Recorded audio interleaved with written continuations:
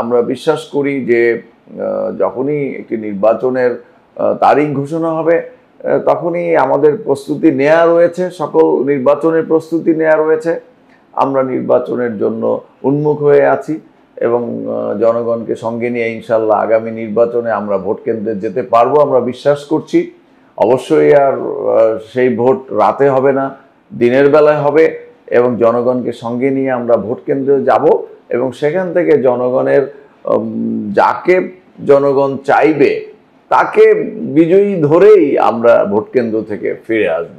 Extreme মশার coil plant fibre দিয়ে তৈরি, তাই সহজে ভাঙে না, সুগন্ধিযুক্ত ও নিরবিচ্ছিন্নভাবে জ্বলে। ডেঙ্গু, চিকুনগুনিয়া বাহি সহ যে কোনো মশার বিরুদ্ধে দেয় এক্সট্রিম সুরক্ষা।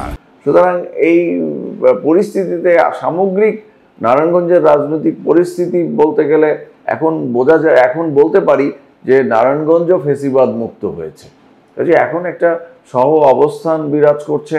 এখানে অন্যান্য অপরাপর যে দলগুলো রয়েছে তারাও তাদের কার্যক্রম পরিচালনা করছে, আমরা আমাদের কার্যক্রম পরিচালনা করছি।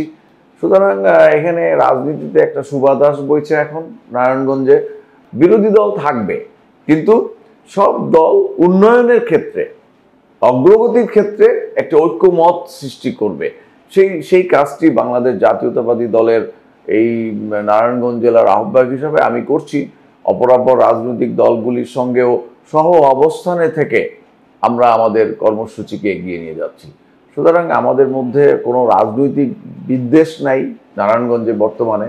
একেবারেই সবাই একত্রিত হয়ে আমরা যে সকল মিটিংগুলো হচ্ছে, সে সকল উন্নয়নমূলক কর্মকাণ্ড নিয়ে যে প্রশাসনের যে প্রোগ্রামগুলো হচ্ছে সেগুলোতে আমরা একসঙ্গে থাকি এবং সরকারকে আমরা পরামর্শ দিই।